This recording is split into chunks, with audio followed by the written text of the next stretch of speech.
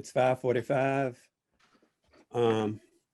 And I do call this closed session, or leading into the closed session, to order. Vice Chair Carlson, do you have a motion? I do. I move that the Albemarle County Public School Board go into a closed meeting as authorized by the Virginia Freedom of Information Act, section 2.23711A of the Code of Virginia. Sorry, I'm trying to expand my screen. Under subsection 1, for the discussion, consideration, or interviews of prospective candidates for employment and the assignment, appointment, promotion, performance, demotion, salaries, disciplining, or resignation of specific public officers, appointees, or employees of any public body. Also subsection 7, for consultation with legal counsel and briefings by staff members or consultants pertaining to actual or probable litigation, where such consultation or briefing in an open meeting would adversely affect the negotiating or litigating posture of the public body. And lastly, subsection 8, for consultation with legal counsel employed or retained by the school board regarding specific legal matters requiring the provision of legal advice by such counsel. Second. Okay. Moved by Ms. Carlson, second by Ms. Lee and Mr. Carroll, that we go into closed session. Ms. Johnston, could you call the roll, please?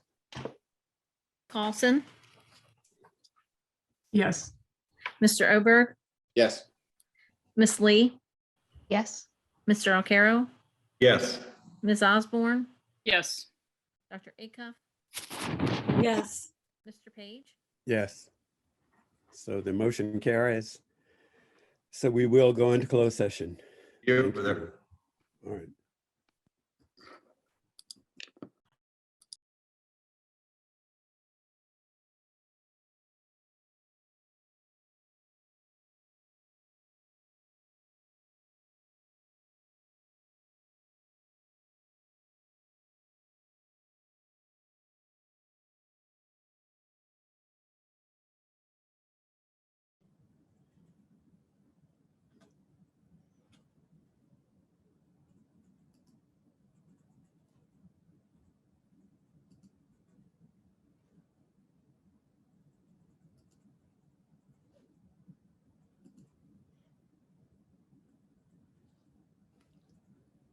I think everyone is back. It's 6:33 and I call this meeting of the Albemarle County School Board for January the 13th to order. Ms. Carlson, do you have a motion out of our closed session? I do. I move that the board certify by recorded vote that to the best of each board member's knowledge, only public business matters lawfully exempted from the open meeting requirements of the Virginia Freedom of Information Act and identified in the motion authorizing the closed meeting were heard, discussed, or considered in the closed meeting. Second. Moved by Ms. Carlson, second by Ms. Lee, that we certify that the only thing that was discussed in the closed meeting were the items in the motion to go into the closed meeting. Ms. Johnston, could you please call the roll? Mr. Oberg, Yes. Ms. Lee, Yes. Mr. Alcaro, Yes. Ms. Osborne, Yes. Dr. Acuff. Yeah. Ms. Carlson, Yes. Mr. Page. Yes. Motion carried. Okay, the motion carries. We will now have a moment of silence. And during this moment of silence, I would like for us to remember Mr. Sean Coran, a teacher at Jack Jewett Middle School who passed on December the 30th, 2021. We will have a moment of silence.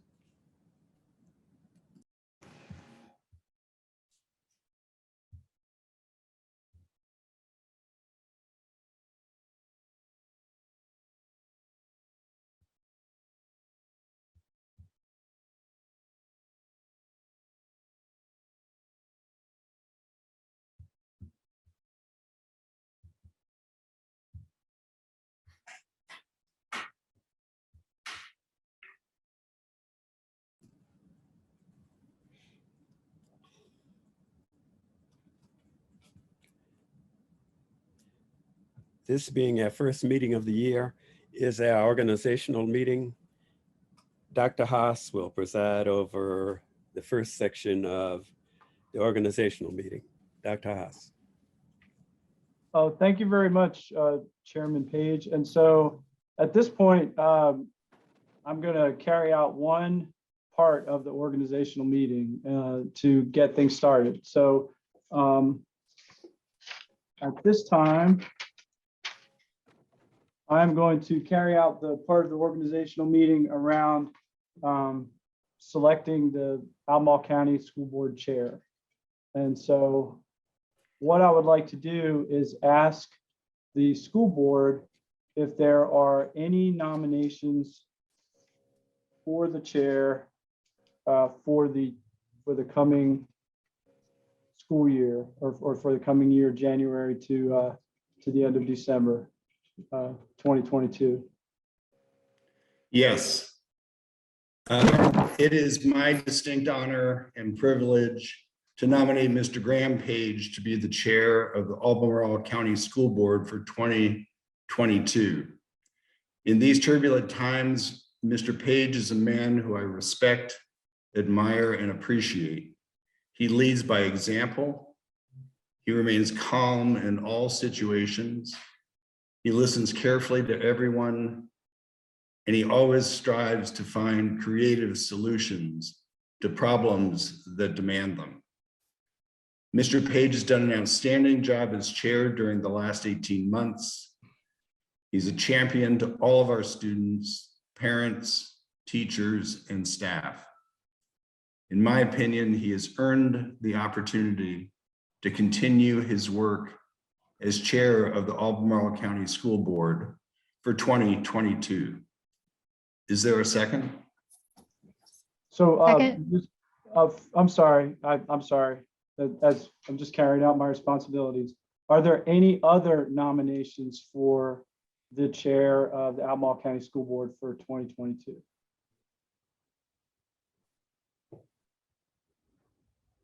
All right, having no other nominations, do we have, so our one candidate is Mr. Graham Page, and so is there a second, is there a nomination? Is there now a nomination?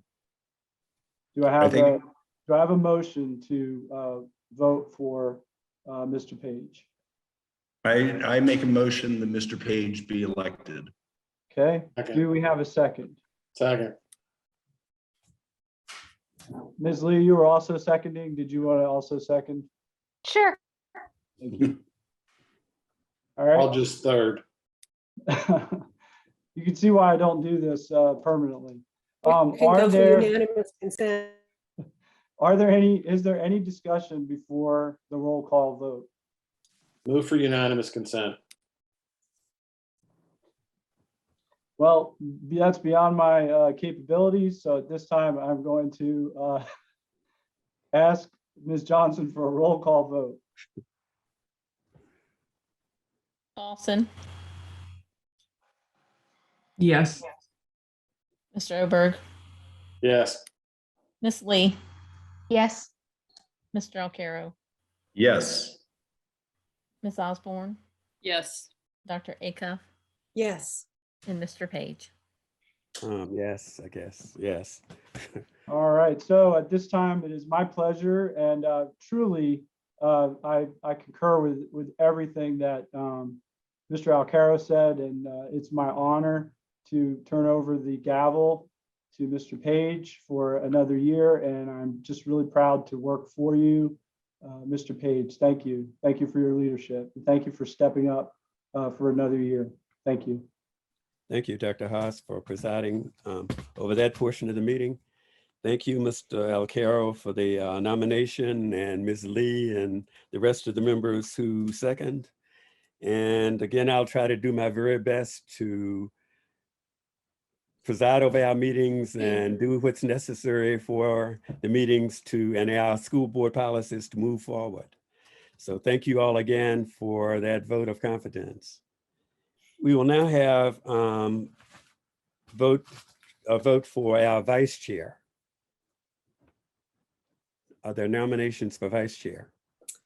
Mr. Page, I would like to nominate Ms. Katrina Carlson for a second term as vice chair of the school board. Like you, she has shown grace under very difficult times. She's given generously of her time and her talents to promote education in Albemarle County, and I think she would be a great choice. Second. Okay. Are there any other nominations for vice chair? Any other nominations? If not, we will close the nomination on the name of Ms. Katrina Carlson as our vice chair. I move for unanimous consent. Second. Second, Second. All right, moved by Mr. Oberg, second by Mr. Alcaro and Dr. Acuff, that we elect Ms. Carlson by unanimous consent. Ms. Johnston, could you please call the roll? That defeats the purpose. so what do we just, all? You can't All get fancy with us, Dave. Thank you, yeah, right, all right, Dave. So I said corrected, so the motion then moves forward without any Ask dissent. if there's objection. If there's no objection, it's Right, then. adopted. Okay, then. I needed to hear it from each of you individually. No, I'm I didn't want to joking. go on the record, Katrina. No, I'm joking. Okay, all right, thank you. And it is really a pleasure having Ms. Carlson as our vice chair. She has always been there and very, very supportive. So I'm really pleased to have her as vice chair again. We now need to have nominations and appointments to our various committees, right? And Mr. we have quite a few committees, two of them of which we start out with to begin with. The long range, the K-Tech committee, and let's see, where are my notes on this? Okay, K-Tech committee first. I think we need, one nomination to K-Tech. Jennifer, can I get, or bring up if you know, but for some of these, if you have it in front of you, whose term is up? Who's serving, whose term is up? Yeah, Pull we up the attachment. we do have one member whose term, well, we have one person who would be nominating to a 3-year term. So Ms. Johnston, whose term is up? I think Right mine. First, Mr. Page, you need to appoint your clerk. Oh, okay. Thank you so very much.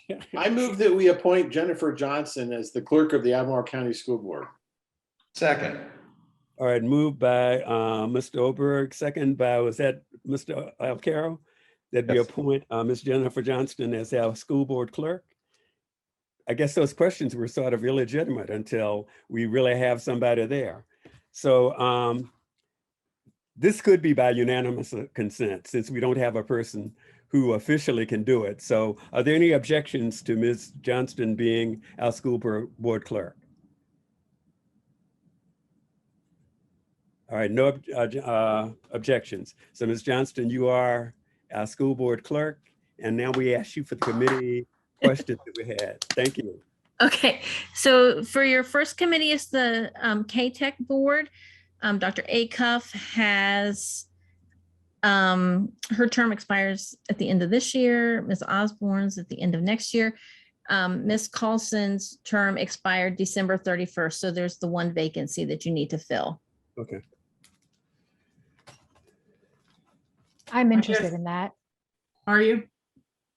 Yes, I mean, if you want to be back on it, I mean, it's 3 years, so who knows? But I mean, I don't know if that's a concern for these appointments. Okay. So Ms. Lee, are you volunteering for that? I would like to volunteer for that. Okay. Are there any other volunteers for the 3-year term on the K-Tech board? If not, thank you very much, Ms. Lee, for stepping up for that position. Thank you so much. Thank you. Okay, we now move to the prep committee. And currently, Ms. Lee and me, the two of us are currently on our board. So we could have 2 new people if we have 2 volunteers, unless Ms. Lee wants to volunteer again. I actually have a work conflict I Yeah. discovered during the meeting time, so Yeah, I would prefer not yeah, to. and I'd moved up to the representative while you were doing that. So do we have 2 people who would be interested in our positions on the prep board? When do they meet, Graham? It's usually a Wednesday, I think, right? It's I think it's the third or the fourth Wednesday Yeah, third or from fourth 10 Wednesday. to 12. right. I'll be Dave- happy to be the alternate. What now? I'll be happy to be the alternate. Okay. All right, Dave, were you volunteering to be our rep? I can't, Graham. I've got, if it's during the day, I've got work. I just can't do it. Okay. Do we have a volunteer though for that, for our actual representative?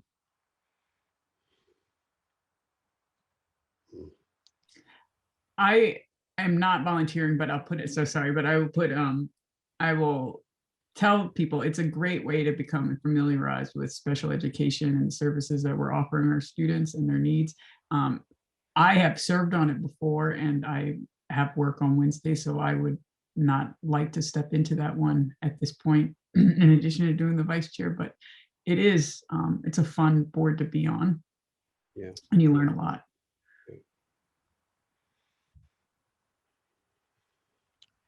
Okay, if nobody else has stepped forward, I will be our rep on that board again with Mr. Alcaro as our alternate.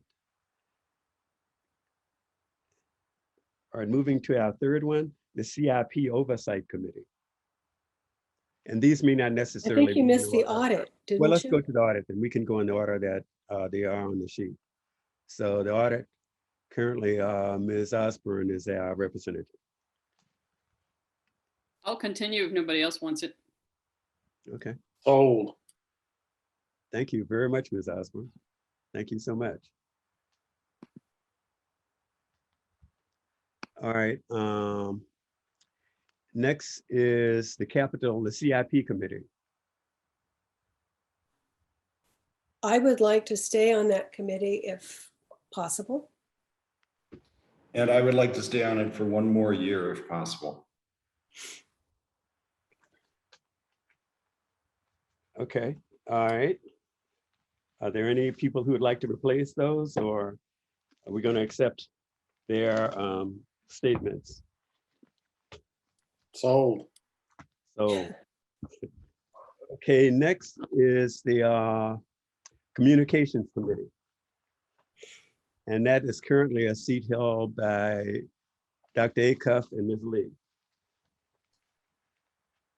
I would also like to stay on that, unless someone would like to have a cage match. I'm up for that also. Okay. All right, Ms. Lee, what about you, Dr. Acuff? I'd be willing to yield if someone wanted it. I'll do it. Or Mr. Oberg? All right, Legislative Committee, Mr. Alcaro, Dr. Acuff. This one I'll step in and say I'd like to rejoin if anybody is. I'd be happy to step down, Ms. Carlson. And I would be happy to step down if anybody else would like it. Do you want to do it, John? I would be happy to step down. I'll do it. Okay, all right, Mr. Oberg and Ms. Carlson. All right, next committee.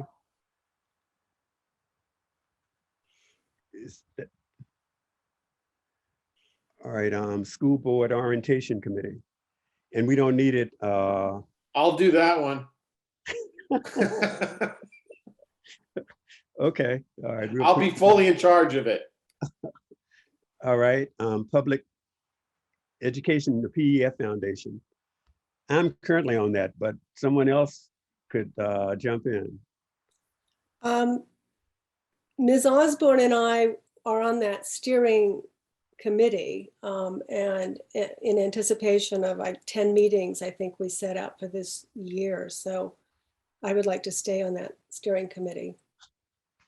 Okay, yeah, but this is different. This is different. This is the PEF. Oh, you're right. You're right. You're right. Right. Sorry. I had a Okay. brain cramp. You are right. Sorry. Would you like to be on the PEF Foundation too? No, thank you. I was on it for 4 years and I'm happy to yield Ms. to Osborne? someone else. No, sir, we think you're doing a great job. No volunteers for the PEF Foundation? I really would like to give this up, so, I can do it, Graham. okay, thank you, Ms. Carlson. Thank you very much. All right, our next one is the School Board Discipline Committee. Currently, Ms. Carlson, me, and Mr. Oberg. And Ms. Lee, I think, was acting as alternate on that committee. I would be happy to step down. And I'd be happy to step in. Okay, all right. Yeah, I'd like to keep it. Yeah, I'd like to keep it too. I'd be happy to be the alternate. I've Okay. never been on this committee. Okay. So Ms. Carlson, me, Ms. Lee, and Mr. Alcaro is our alternate. All right, the Thomas Jefferson Adult and Career Education Regional Board Committee. I'm Ms. happy to Osborne. continue. Yeah, I'm happy to continue. All right, thank you. Although- Yeah, they didn't meet this year, though. Oh, okay. All right, and then the last one, the liaison to the Accountability Committee for Environmental Sustainability. And this is our new committee, right? Dr. Acuff and Ms. Carlson, I think, we're sort of unofficially in that committee. We helped start it, and if I'm Yeah. recalling correctly, did you want to be the first one to serve, Dr. Who, me? Acuff? No, I would be happy to, yes. But if you wanted it, I could yield as well. No, I'm happy to have you lead it. all I'm right, so excited Dr. about it. You'll serve, Dr. Acuff? Yes, Okay, thank you. all right, I think that takes care of all of our committees. Chair Page, may I just ask a question? I sent a note to school board, I think it was yesterday, about having someone be the point person or mentor for our student rep. I think, I don't, whether it would be in a formal appointment like this or not, I think it would be, it could improve the experience on both sides, but we can talk, don't need to decide that today necessarily. All right, but you will remember to bring that back up, right? I'd be happy to. Okay. All right, next is the establishment of our meeting time, date, and place. Ms. Johnston, usually you send that out as an email, right? The list is attached to the agenda item. Okay, I can pull that up as well. all right.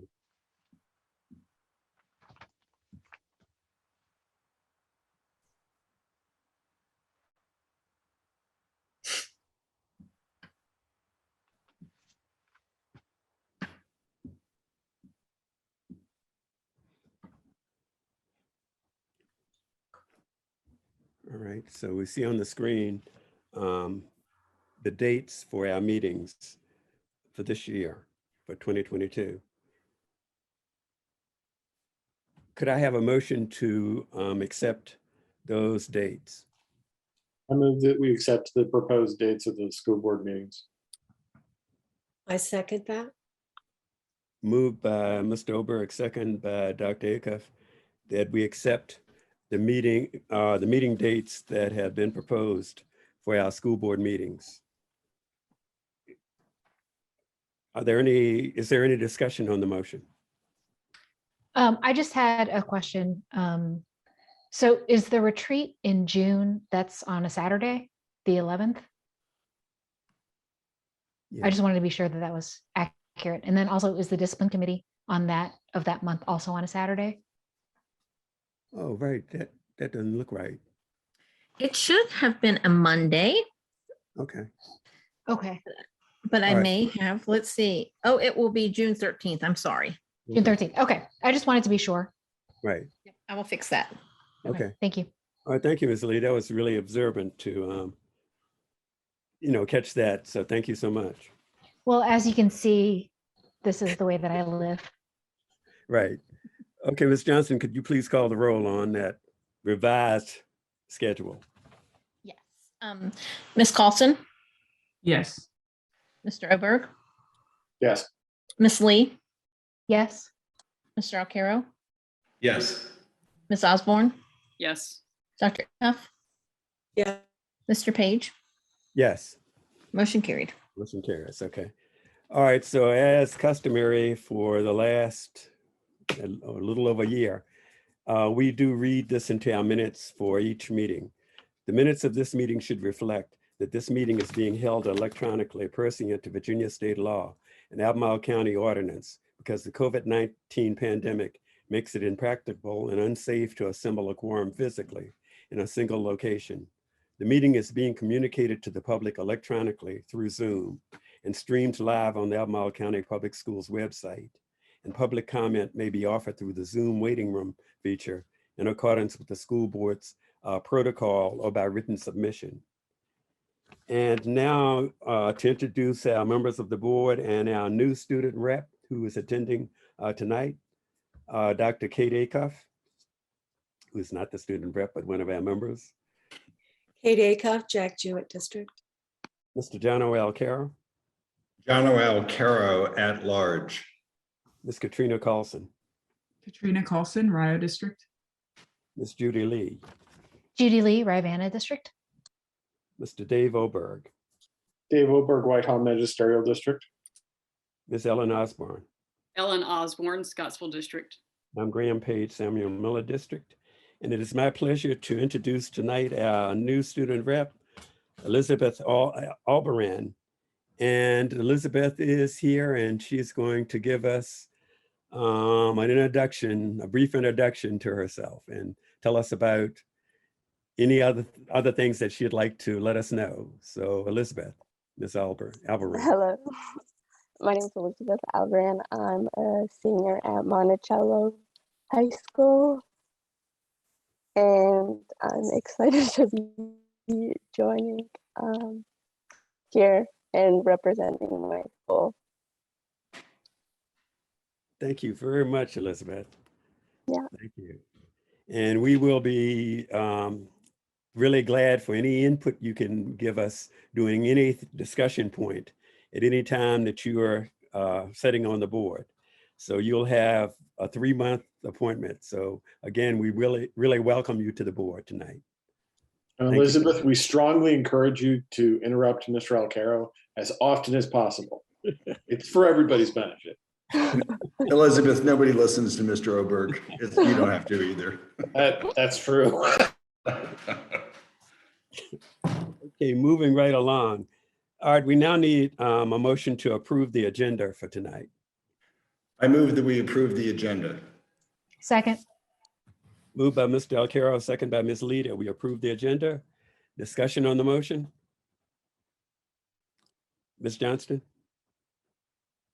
Mr. Page, Yes. Dr. Acuff. Yeah. Ms. Osborne, Yes. Mr. Alcaro, Yes. Ms. Lee, Yes. Mr. Oberg, Yes. Ms. Clausen. Yes. Okay, the motion carries. We will now move to the approval of the consent agenda, but before we get a motion, Ms. Schmidt is going to give us a brief update on item 3.7. Thank you, Mr. Page. I'm Rosalind Schmidt, Chief Operating Officer. And as Chair Page mentioned, I just want to take a quick moment to draw your attention to item 3.7. That's the FY22 budget amendments. This is a follow-up from our discussion on December 9th and the plan for additional local revenues that the division has received in the current fiscal year. It's a technical document, but I wanted to highlight it because if approved, it includes a mid-year salary adjustment of 4% for all regular employees in March. This is something we are very pleased to be in a financial position to be able to do for our extremely dedicated employees. There are additional items, including a transfer to the CIP and other items. I just wanted to specifically identify that aspect of the agenda item. Thank you. Thank you, Ms. Schmidt. Are there any questions on her comments?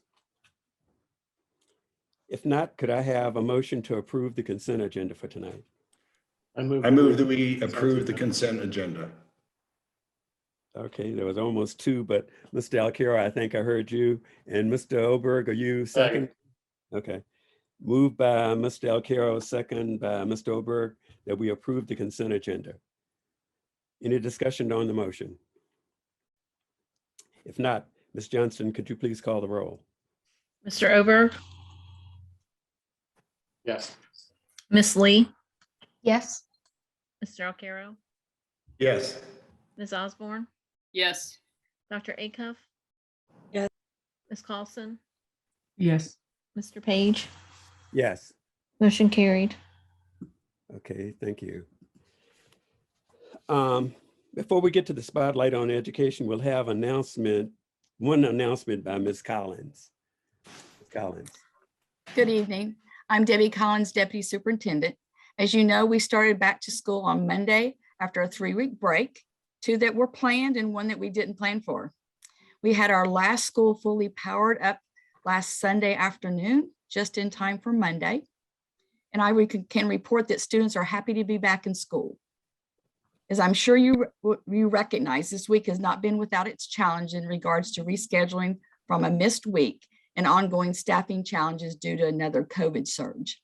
When we met with principals on Wednesday, we reiterated our need to stay vigilant with our mitigation strategies and problem-solving mindset. I'd like to thank all Albemarle County school employees, our students, and our families for working together through the challenges that we have encountered.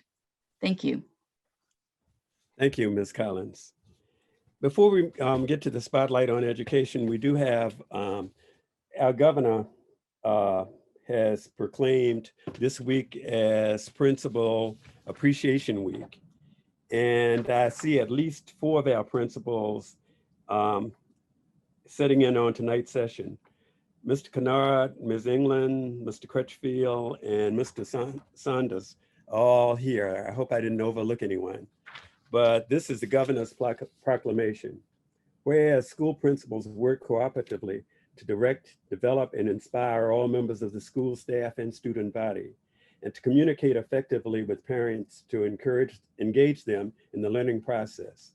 And whereas principals serve as educational leaders responsible for managing the policies, regulations and procedures necessary to ensure a safe and effective learning environment for all students in Virginia's public and private schools. And whereas principals and teachers are entrusted with the opportunity and the responsibility of guiding, directing, nurturing, mentoring, and imparting knowledge to our children while they are at school. And whereas principals must work collaboratively with teachers, staff, students, parents, and the community at large to proactively prepare students to be self-reliant and productive citizens. And whereas Virginia School Principals Appreciation Week is an opportunity to recognize the hard work of Virginia schools principals and to recognize the importance of principals in ensuring that every child has access to a quality education. Now therefore, I, Ralph S. Northam, do hereby recognize January the 8th through 14th, 2022 as Virginia School Principal Appreciation Week in our Commonwealth of Virginia. And I call this observance to the attention of all of our citizens. So we do congratulate and extend our appreciation to all of our principals. And again, we really are pleased to have at least 4 of our principals attending tonight. Also, Mr. Page, we also do have Amy Morris, the principal at Broaduswood. So we have 5. All right, thank you. Sorry, Thank Ms. you for recognizing. Okay, sorry that I overlooked you, Ms. Morris. Now moving to our spotlight on education. Tonight, we are truly honored to have with us Mrs. Lucille Smith, who recently completed Unforgettable, an extensive history of Jackson P. Burley High School. Last year, the school was added to the National Register of Historic Places. In her preface, Ms. Smith wrote, "Black History Matters. We must continue to document and preserve the rich and brave story of African-American students in Charlottesville City and Albemarle County." Before readers open the book's first pages, Ms. Smith advises them that the interviews from students, faculty, and administrators are raw, candid, and from the heart. Her connections to segregated education includes her husband, Rozelle, who graduated from Burleigh High School in 1966. Rozelle later served as chair of the Charlottesville City School Board. Ms. Smith grew up and attended school in North Little Rock, Arkansas, across the river from Little Rock Central High School, a place forever known for its role in bringing into national public consciousness the struggle for racial educational opportunity. Unforgettable, The History of Burleigh is not a volume, though, about separate and unequal education in our community.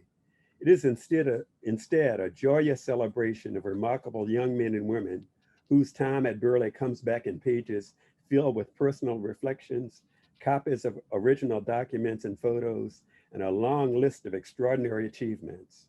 It recounts a story that should be told again and again of how education teaches us perseverance, pride, and confidence, friendship, and the value of just plain hard work, and how together all of these gifts build strong families and careers in selfless and uplifting community service. Although she did not have the opportunity to attend Burleigh, the considerable talents of Ms. Smith as a historian and writer would convince you otherwise. She served for more than 30 years with the U.S. Army National Ground Intelligence Center. She now devotes much of her time as a volunteer to local boards and community organizations and to her church. I understand that our school division will be making copies of Unforgettable available to all of our schools, to all of our school libraries. I'd like to formally introduce you to Lucille Smith and ask our guest to share with us some thoughts about her important contribution to learning for all students in our school division. Ms. Smith, welcome. Good evening, and thank you, Chairman Page, for the introduction. Mr. Jeremita, thank you for the opportunity to speak about Unforgettable Jackson B. Burleigh High School. Dr. Haas and Dr. Dunn were very kind in allowing me to visit the county office building and go through old school board meeting minutes, which really assisted me with my research. I began volunteering with the Burleigh Varsity Club in 2011, and I became very intrigued with Burleigh High School, and I kept hinting, this great history needs to be documented. It did not happen, so I took the challenge and I decided to write the book because it has been more than 70 plus years since the school opened in 1951, and there has not been a publication or an official history written about the school. And many of the students, no, all of the students are now senior citizens, and many of them are no longer with us. And the book tells some of the history of the school. There's just so much that you could write about. And there's the 3 area high schools. There's a highlight of those. Jefferson High School in the city, and Albemarle Training School, and Esmond High School in the county that united to become Jackson B. Burleigh High School. There are wonderful interviews from students, faculty, and administrators. And what was so important to me is that there is a picture of every faculty member, all of the administration that was there from 1951 through desegregation and the closing of the school in 1967. There is a timeline of the building of the school, as well as an architectural description of the school. And there's many pictures of the organizations and the sports teams. Imagine, for the first time, 2 jurisdictions, the city of Charlottesville and Albemarle County, working together to build, own, and jointly operate a school. My project began in 2020, right at the height of the pandemic. So it was really hard to get into UVA Special Collections Library, Library of Virginia, the Historical Society. So it took 18 months from the beginning of my research until the publication of the book. But I did have the opportunity to interview via telephone students and faculty, which was wonderful. And what I am stressing is that it is so important when writing history to pull in segments of oral recollections. That was what really wowed me. That's so important. And working with the Burley Varsity Club, we could only locate about 17 of the remaining faculty. It's not that many more that remains anyway, but I was able to interview 13 of them and get some wonderful interviews.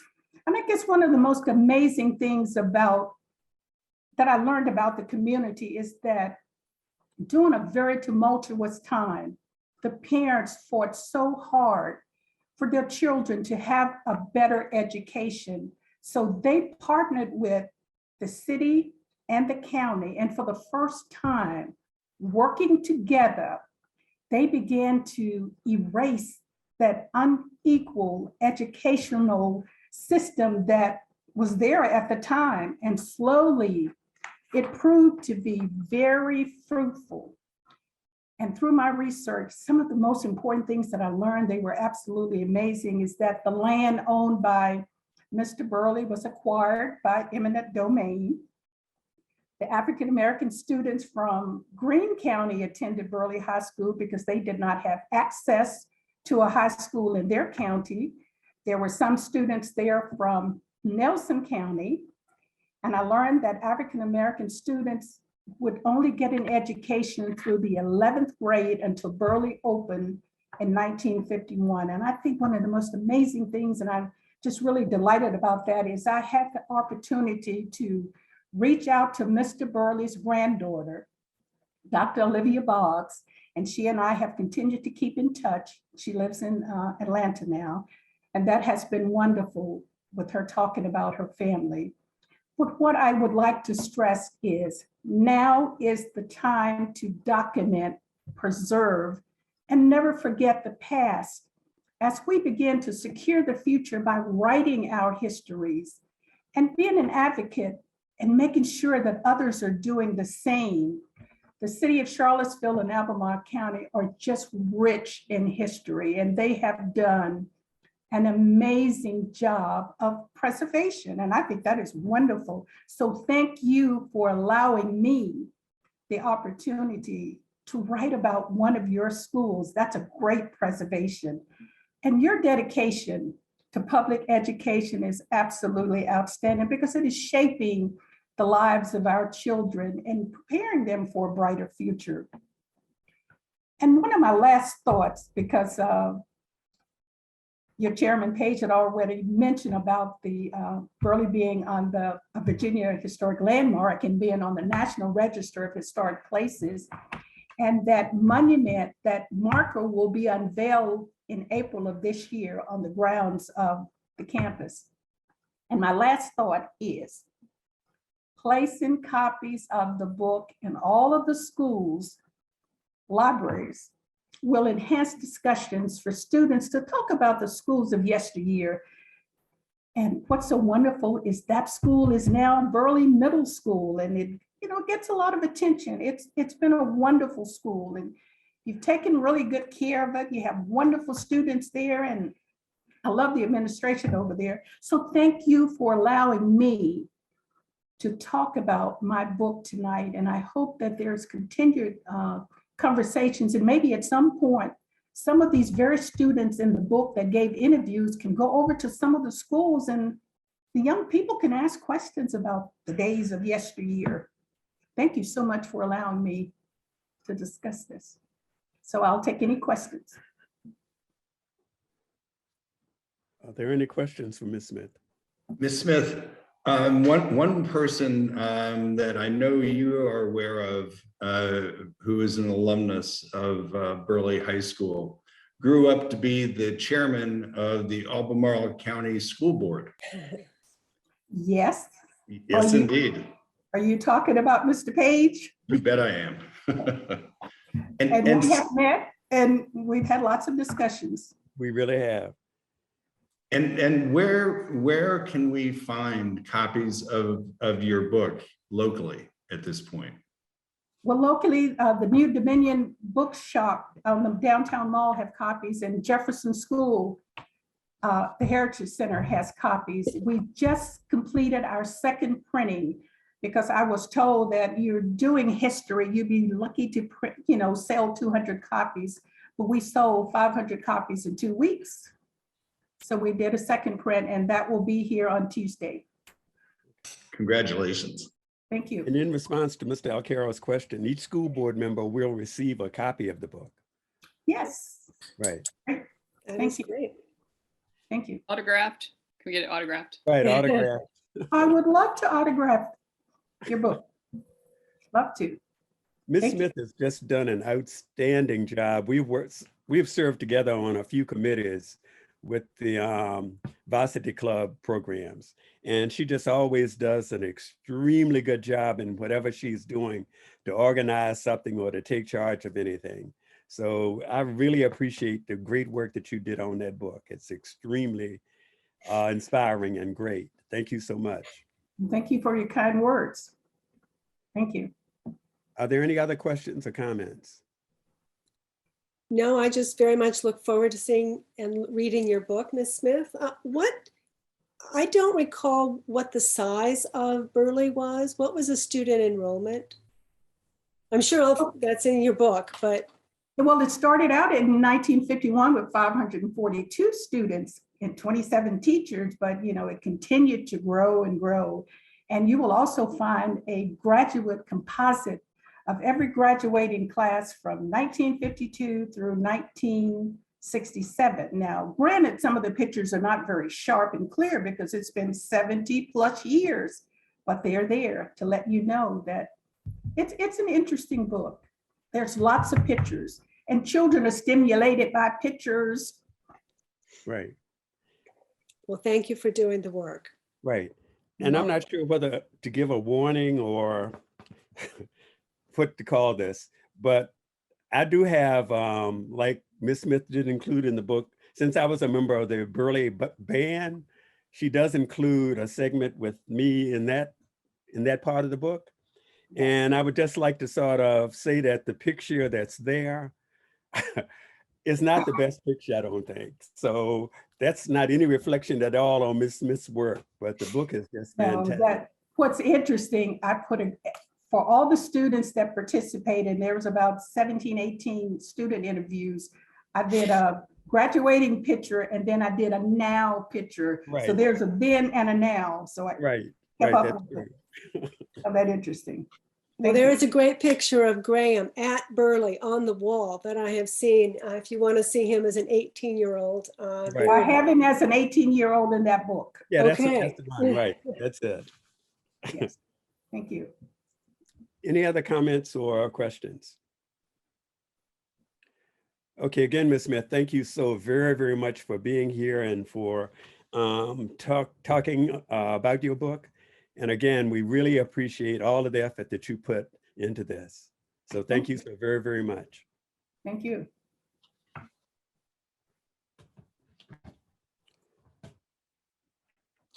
Okay, we now have an announcement by Dr. Kaiser, representing evening. School Board and Superintendent Business. Thank you, Mr. Page. Good evening, board members. I'm Claire Kaiser, Assistant Superintendent. As Ms. Collins shared, we have had some ongoing challenges with staffing due to the COVID surge, but we're able to continue our work in these times due to a group of dedicated employees who are willing to step in, often at the last minute, to cover classes as substitutes. We are grateful to be able to make some adjustments to their pay for all types of the substitutes that we have. This includes our daily subs who come in each day, often in a different position every day to cover classes, our long-term subs. We have retirees who have come in and substituted as well. And we also have teachers and staff members who cover classes in addition to their regular daily work.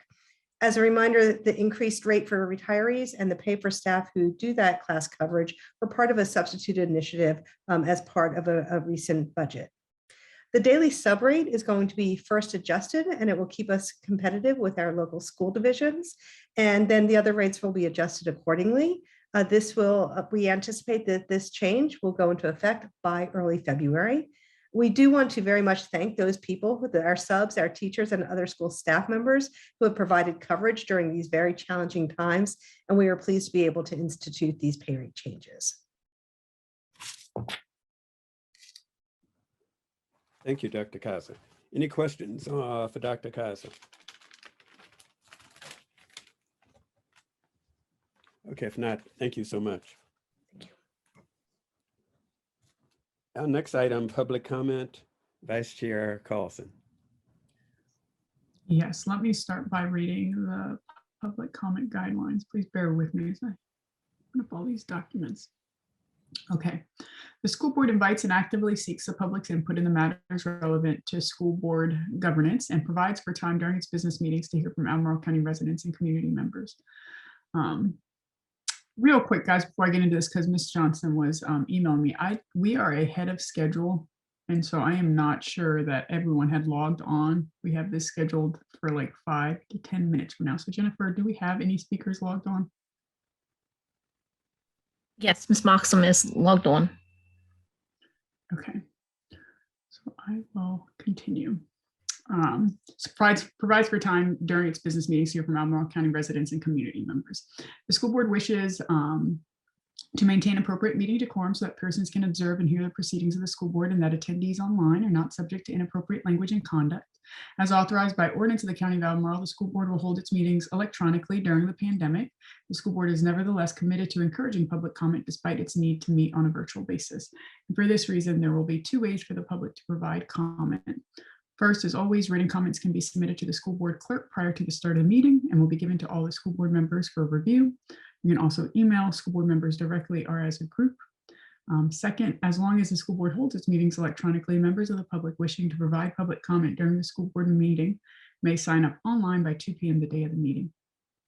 Before public comment commences, I'm going to announce the order in which speakers will comment. You will have 3 minutes to speak. I will notify you when you reach a 2-minute mark. It is just me holding up my finger, so it's helpful to time yourself if you can. Speakers during the meeting or those submitting written comment should state their name and address or magisterial district. And further, speakers should limit comments to those matters that are relevant to school board governance or the operations of the school division. Although the school board will not respond to comments made during the public comment period, school board members may address comments at the end of the meeting agenda under other business. Okay, so now let me pull up the list.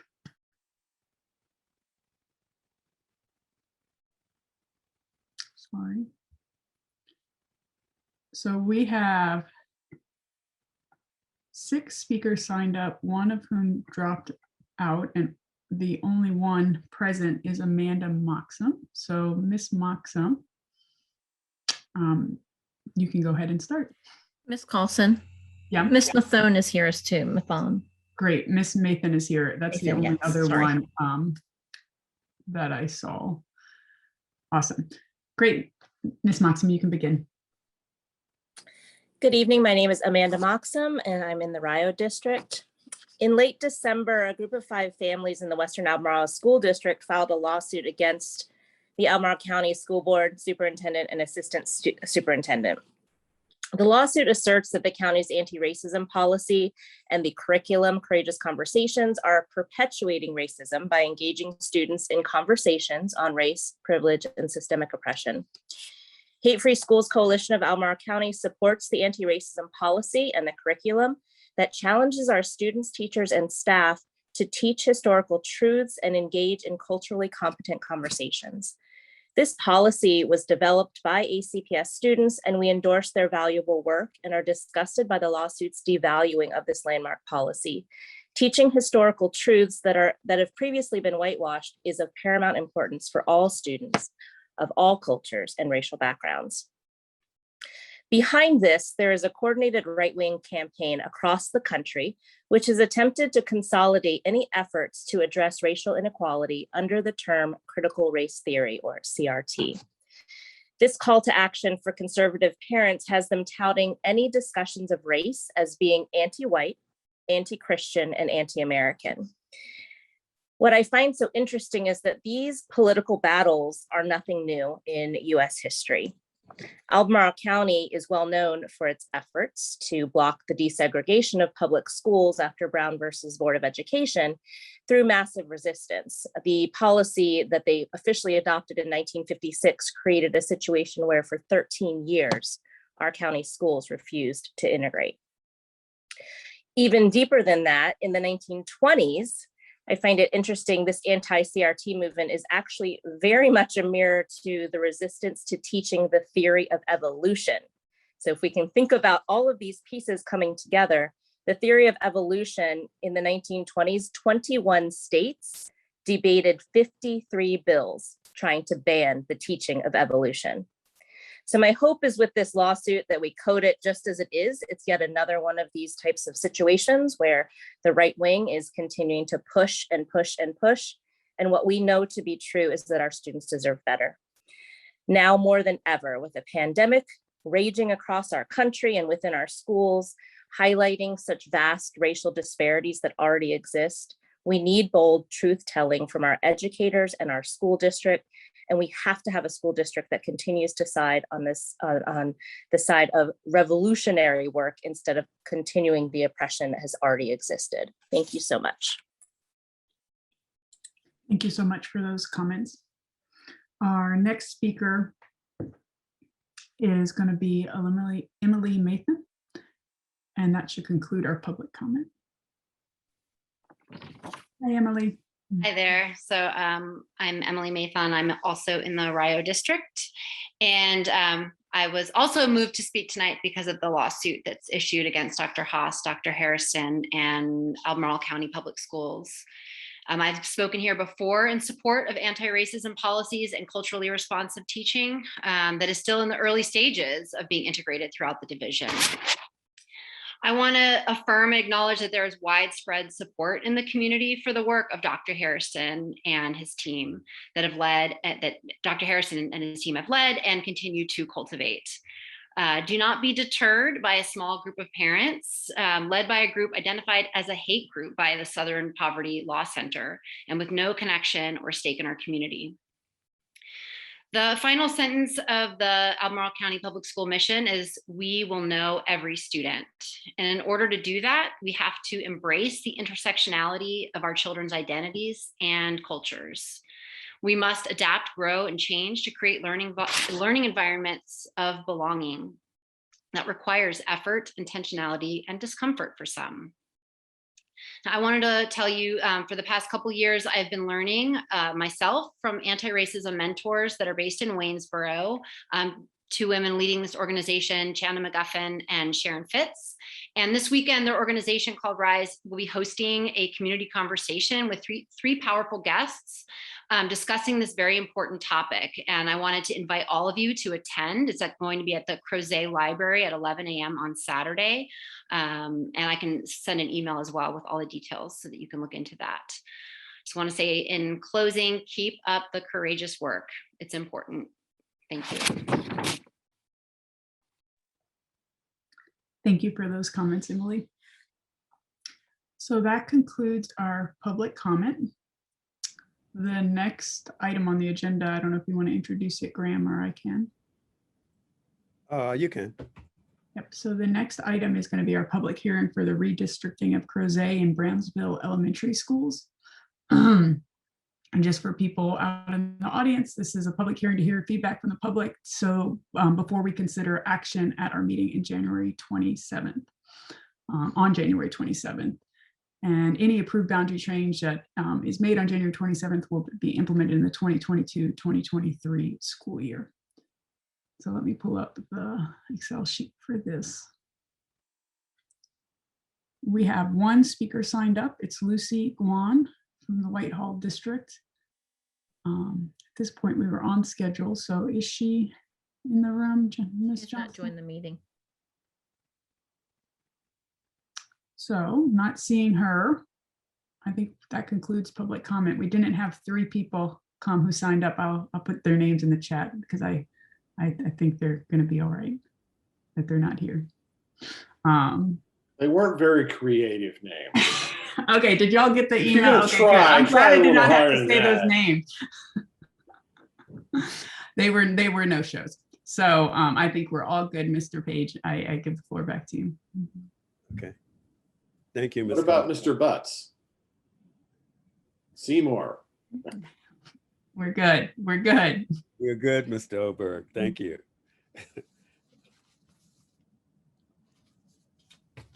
Our next item, if we'll have by Mr. Zimmerman an update on our financial report or financial report for 2020-21. Mr. Zimmerman.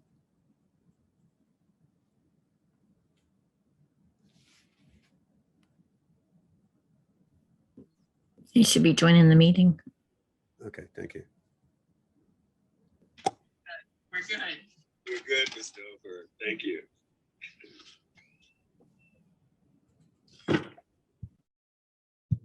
I'm sorry, I was listening to your live stream and was a little bit behind in this schedule. Good evening, school board members.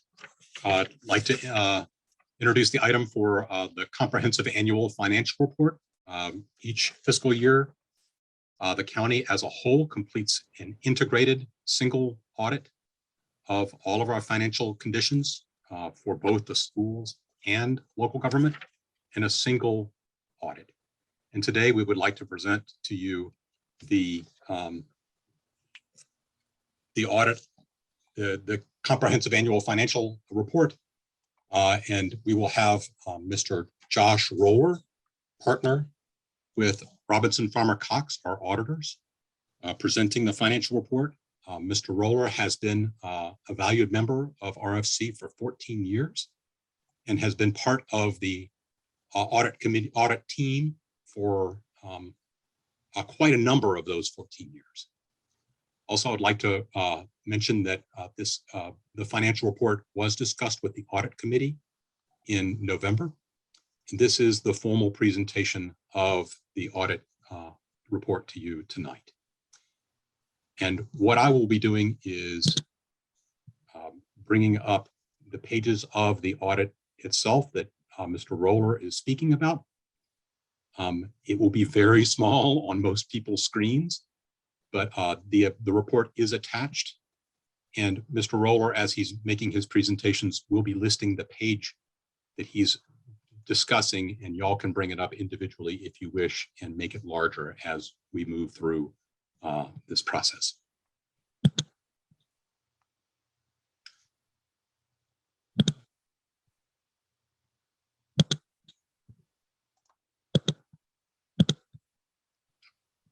Excuse me. Mr. Roller, are you online? I am here. I'm ready to go if it's on me. First off, we'll start with the letter if you can pull that up. Yeah. So like Jackson just introduced, my name is Josh Roller with Robinson Farmer Cox. We're the auditing firm. We're based out of Charlottesville here. Tonight here to present the fiscal year 21 audit report for the county and school board. And also, like was mentioned, in November, there was an audit committee meeting where we went over the whole report, the whole letter, and in much more detail than I'm going to today. I'll just kind of point your attention to a few things and be happy to answer any questions you guys have at the end. So starting with that letter, this is the communication with those charged with governance. This is the standard communication required at the end of the audit. And the first thing I'll point your attention to is that first paragraph under significant audit matters there. Talks about how there was one new accounting principle that was adopted this year. It was GASB 84. How it affected the school board was that the school activity funds that all the different schools have, we do separate audits on them on an annual basis.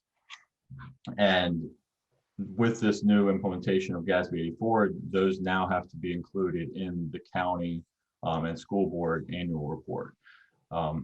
once we get into the actual financial statements, I'll show you how that actually affected the financials. But it is something that will be a theme throughout this. And if we can go to the next page, or actually we can go to the report from there, Jackson.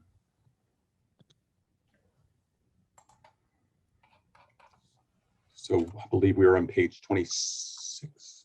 Correct. Yep. So starting on page 26, this is the second page of the independent auditors report. This is where we have issued an unmodified opinion for the county and the school board this year, which is a clean opinion, the best opinion that we can give you all. The second and third paragraphs on this page here, the change in accounting principle, the restatement of beginning balances, are both to referencing what I was just talking about there with the GASB 84. You will see on the financial statements, the beginning balances of the net position and beginning fund balances were restated, but that was solely because of this, the implementation of GASB 84. So now we can flip forward quite a bit to page 186. Page 186 is the balance sheet for the school board itself. As you can see, there's the school operating fund, the school food service fund, school capital projects fund, and what's new this year is that school activity funds. And that number there is combined of all of the schools together. And if you flip forward 2 more pages to page 188, you'll see in that third column there at the very bottom of the page, the fund balance beginning of the year as restated, that $3.1 million. That was the ending balance from the school activity fund audit report last year. That's just rolled forward into the beginning balance for this year for on the annual report here for the county, since it was new implementation this year. And then flipping forward to page 213. Page 213, this is our auditor's report on internal controls over financial reporting. As part of the audit process, we have to do various tests of controls on the county and school board over, payroll, accounts payable, receiving money, revenues reported.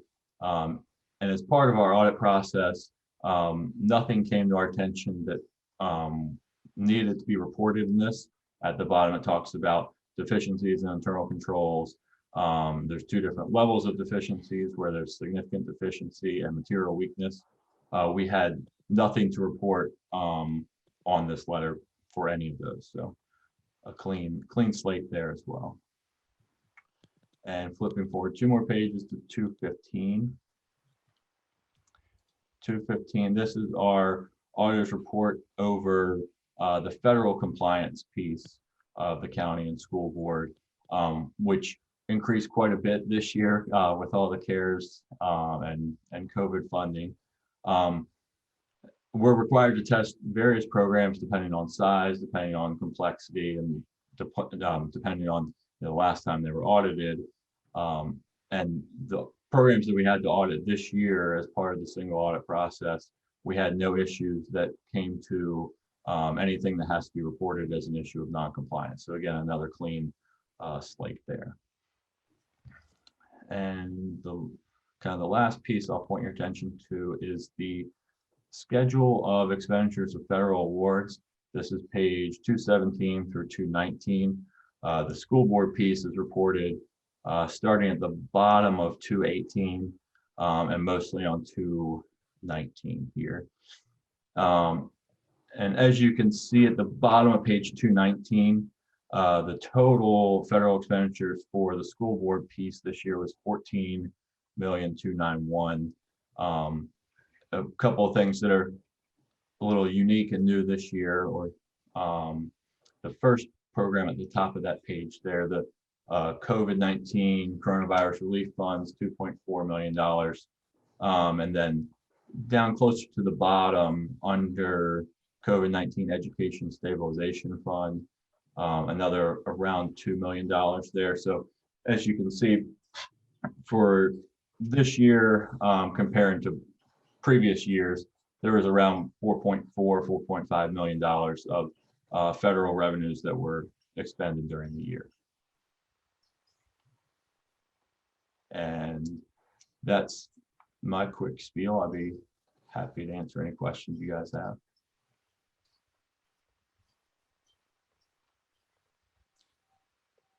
If there are no questions for Mr. Roller, we'd ask the board to receive this for information. I move that we accept the comprehensive annual financial report as presented. Second. It's been moved by Mr. Alcaro, second by Mr. Oberg, that we accept the report given to us by Mr. Roller. Any discussion on the motion? Ms. Johnston. Ms. Carlson, Yes. Mr. Oberg, Yes. Ms. Lee, Yes. Mr. Alcaro, Yes. Ms. Osborne, Yes. Dr. Acuff, Yes. Mr. Page, Yes. motion carried. Okay, thank you. Thank you. And thank you, Mr. Zimmerman and Mr. Roller. Our next item is our COVID-19 update by that will be introduced by Dr. McLaughlin. Yes, thank you. Good evening, board members. I'm Pat McLaughlin, Chief of Strategic Planning for the School Division, and I'm here tonight to provide a COVID-19 status update. With me tonight, I'm happy to say, are Eileen Gomez, our school nurse coordinator, and Ryan McKay from the Blue Ridge Health Department, who can help answer questions and provide some context for tonight's report. So let's get started. As you know, our updates align with the most recent guidance provided to us by the Virginia Department of Health and the Virginia Department of Education. And the first metric that we monitor with our COVID reports to the board is the level of community transmission, which we determine using two factors. Both of these have jumped to really the highest levels that we've seen since the beginning of the pandemic due to our current Omicron surge. The first figure that we consider is the total number of new cases per 100,000 people in the past 7 days. The most recent data we have is from Monday, January 10th. And at that time, our 7-day total per 100,000 people was 850.64. To give you a little bit of context around that, the level that the threshold for high transmission is 100. We were typically seeing ranges in the round, just over 100 at the beginning of this surge. So significantly higher there. The second number that we look at is the percent positivity over the past 7 days. That number has also gone much higher than we've seen in the past to 27.98, and that's percentage of NAAT tests that come back positive in our community. So these levels are both in agreement with each other and clearly put us at the high level of transmission in Albemarle County. And as you can see, we are really, as the whole Commonwealth, at those high levels. The second metric that we monitor is the vaccination rates among eligible school-age children. And those continue really to be a bright spot for us locally, statewide, and I'm assuming at the national level as well. So in Albemarle County, we've got 61.2% of our 5 to 11-year-olds who have at least one dose of a COVID-19 vaccination. For our 12 to 15-year-olds, that number is 93.8%. And for our 16 and 17-year-olds, that is 92.3%. When you look over at our fully vaccinated numbers, for 5 to 11, we're at 46.6%, 87.4% for our 12 to 15-year-olds, and 86.1% for our 16 and 17-year-olds. And the final metric that we look at is the degree to which COVID is impacting our school operations. And as expected with this surge, we're seeing increased numbers of cases as students and staff members return to school from the winter break. Numbers so far this week on the COVID dashboard show 47 students and 7 staff cases throughout our school division. We are and will continue to investigate whether any of these cases can be attributed to transmissions within our schools. And while we do not have any indications currently that any of these are school transmissions, as we investigate, that could change. We continue to monitor student absenteeism, and numbers for general absences remain slightly elevated, with an attendance rate yesterday of just under 93%. To put that in context, our historical average for attendance is about 95%. Where we are seeing an increase this week is with our number of students who are working from home due to quarantine. That number was below 200 prior to the winter break, and as of yesterday stood at 554 for the school division. And finally, I'd like to give an update on staff capacity. Beginning on Monday, we have increased our detailed monitoring of teacher absences from once a week to daily reports from each of our schools. So each day, schools give us their total number of absent teachers and whether or not those absences are COVID related. This week, those numbers are coming in kind of in the low 100s, and prior to winter break, they were kind of in the mid 70s. So elevated again there. And, that is probably one of the most significant strains on our system, having teachers out and knowing the challenges of finding substitute teachers for them. Just as a reminder that we continue to have confidence that we have strong mitigation protocols in place in our schools, and those greatly reduce the risk of in-school transmission. They include promotion of vaccination, consistent and correct use of masks, physical distancing, enhanced ventilation, hand washing and respiratory etiquette, cleaning and maintaining our facilities, having folks stay home when sick, and contact tracing in combination with isolation and quarantine. And so in addition to our regular COVID update, which was all the previous information that you've seen, I'd like to provide an update and reminder about our COVID dashboard and communications protocols. We've been getting some questions about that this week. Since students have returned to school, we've maintained an ACPS COVID dashboard so that members of our school community can get the most up-to-date information about COVID in our schools as we can possibly provide them. When we are informed of a positive case in one of our schools, our first priority is contact tracing and immediate notification of anyone identified as a close contact. That is followed by a notification to classmates of that student, and then a general notification to the school community about the case. After all of those notifications are complete, we then update this information on the division COVID dashboard. Because of our priority of direct notification and the increase in numbers we are seeing with the Omicron surge, sometimes there can be a delay of 1 to 2 days before those cases appear on the dashboard. It's also important to note that our dashboard only reflects cases of students who have been positive while they're physically in our buildings. Cases that occurred over winter break with students who did not come to school are not included on the dashboard. And with each case that happens with our students, guidance on who needs to quarantine and for how long is one of the most common questions that we get. We're working in close partnership with the health department and local physicians around our quarantine protocols, and we feel that we have strong safeguards in place to prevent the spread of disease. A communication is currently being developed that will be sent to all stakeholders in the near future that hopes to provide additional clarity to those procedures.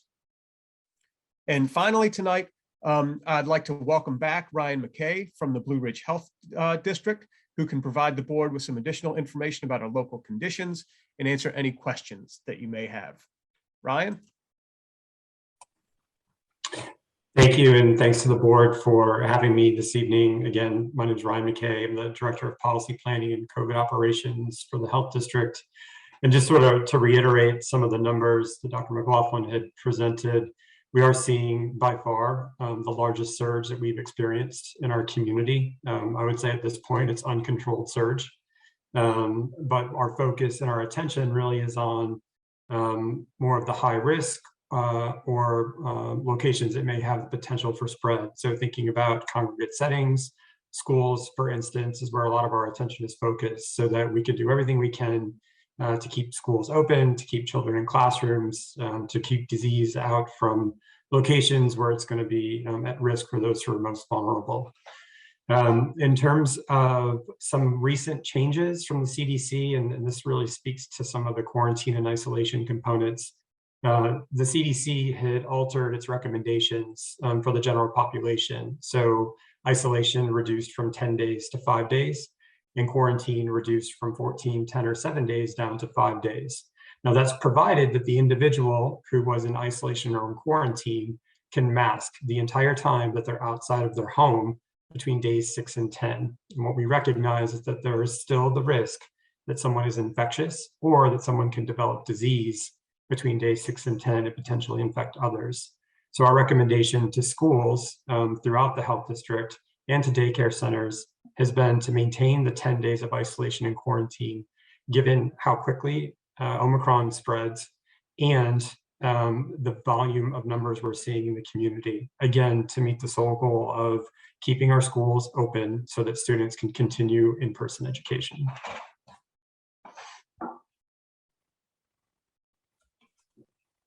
Thanks, Ryan. We certainly appreciate you being here tonight, and we would be happy to take any questions or hear comments from the board.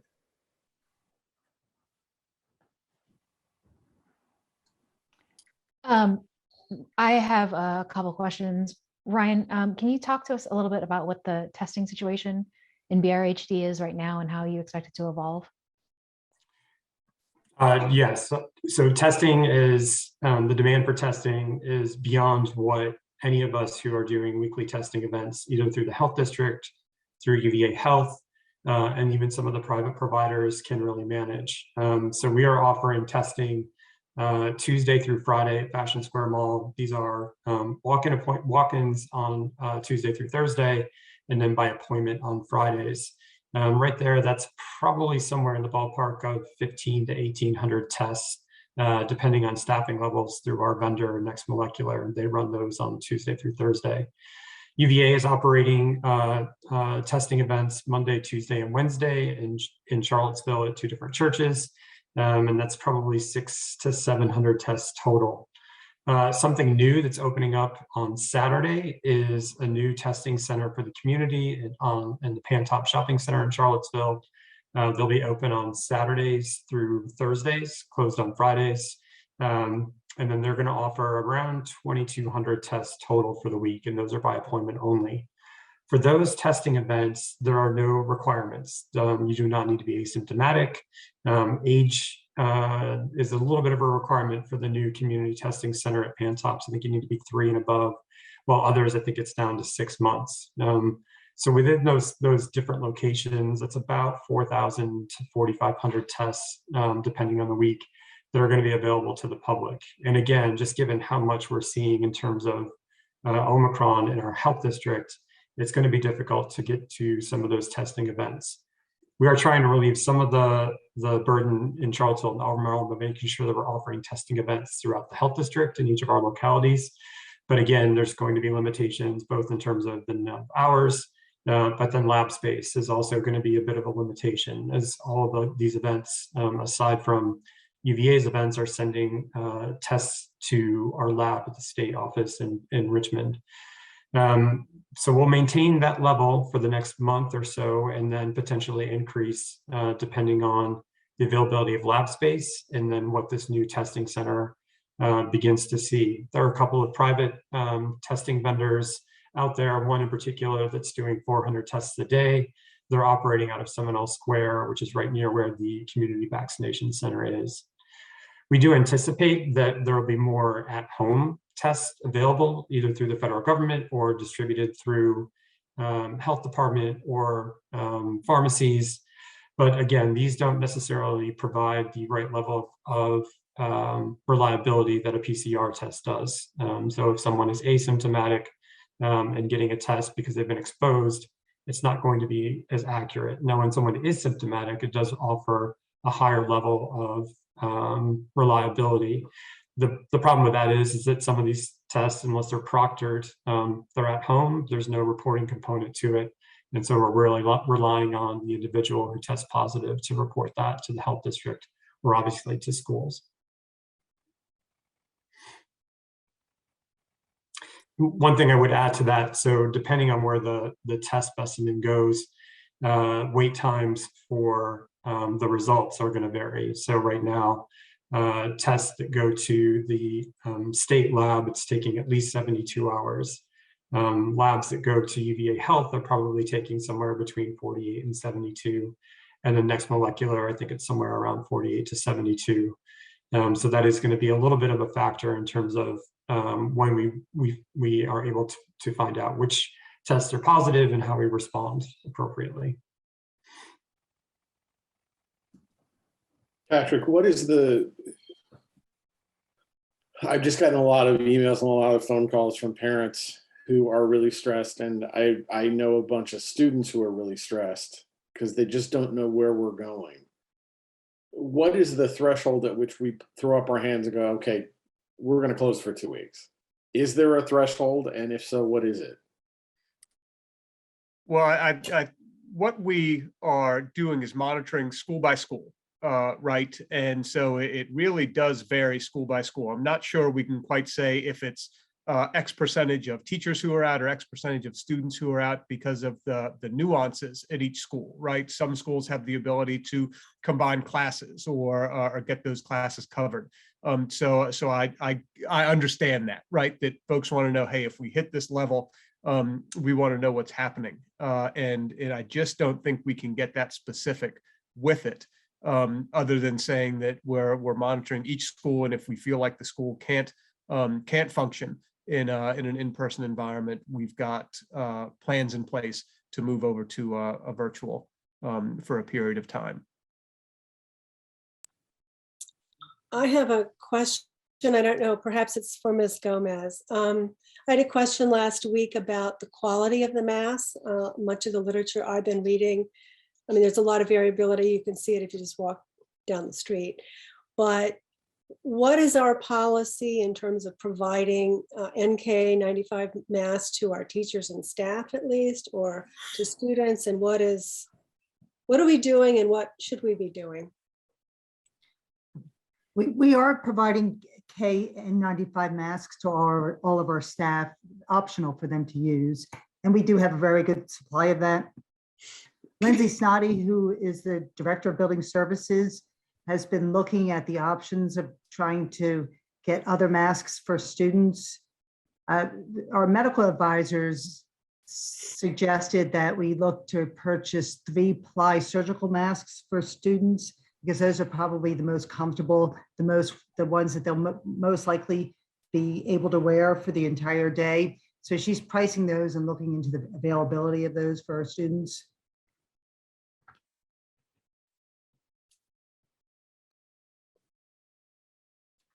Do we know just by direct observation, or most of our students wearing cloth masks, or I'm just wondering if our levels of mitigation, if we could do it a little bit better, because we all want to keep the schools open, of course.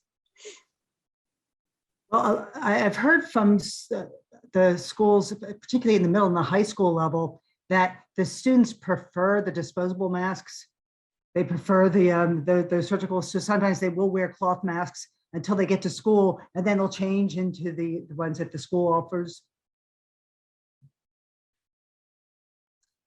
Thank you. Just to follow up on that, how often and how are we distributing those KN95s?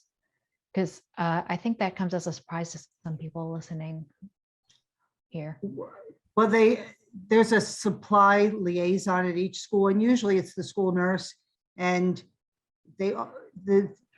we suggest that teachers reuse them. So probably 1 or 2 per week per staff, but it can be more than that if they get soiled or their teachers request additional masks.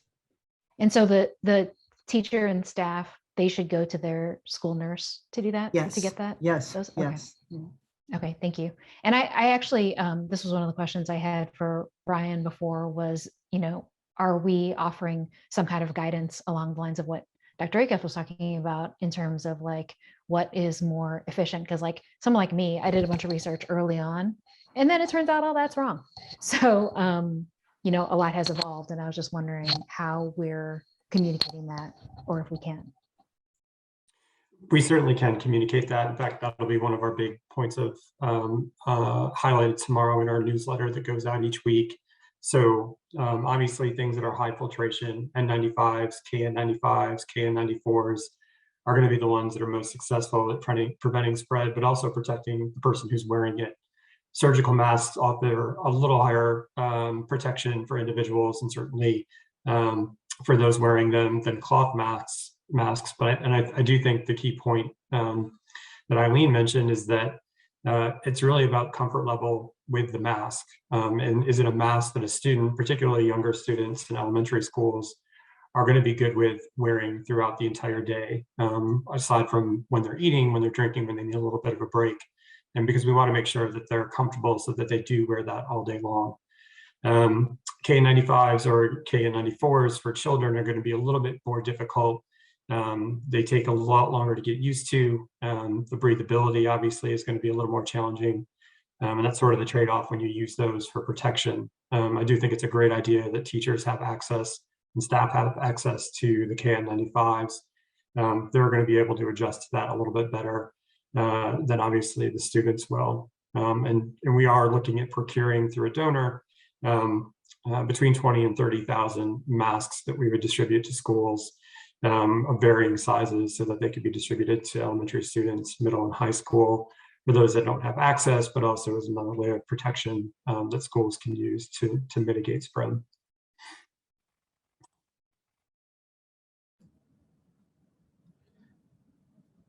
I have a quick question, and maybe it's for you, Ms. Gomez. I know we're doing the 10, I know we've gotten some emails about still keeping with the 10-day out for students that test positive. And I guess I'm curious about all the collateral students, especially with testing being really hard. So if you have a close contact with someone that was tested positive, I know that my pediatrician won't even test you unless you're symptomatic. So if you're asymptomatic, vaccinated, but a contact, how long are the schools keeping those kids out of school? Did you say the asymptomatic fully vaccinated? Yeah, I can be very specific. So if one of my sons is positive and the other one is not and is vaccinated and is asymptomatic, I'm assuming he's out the whole 10 days, but what about anybody who was around, like what are all those people? I'm kind of just curious. I don't know how the periphery students work and how long we keep them out for. Well, fully vaccinated students do not need to quarantine. So it's the partially vaccinated or the unvaccinated students that we asked to quarantine. Okay, I guess I did not realize that. Because it's really hard to get tested right now. You can only really It is really hard. Symptoms, so. Yes, it is. We refer students to the testing sites in the community because a lot of pediatricians are not testing. They don't have the capacity to test all the sick kids as well as the students who are asymptomatic. Okay, thank you. Okay, I have a quick question. Even though our vaccination rates for the students is pretty high, what are we doing, or are we doing anything as a system to sort of encourage those kids who have not been vaccinated to be vaccinated? And are there any problem groups in that unvaccinated category?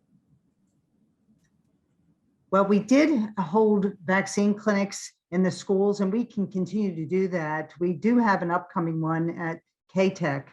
It was scheduled for last week, but it was postponed due to the weather. So we continue to offer that, and we continue to provide information about where parents can get their students vaccinated if they're interested in that. I don't know if it helps to say this, but I did have, as you can imagine, I talk very frequently with our county executive, Jeff Richardson, and he told me last week that in every age group, Albemarle County is the most vaccinated locality in Virginia. So I feel like those trends it's hard to prove a negative, but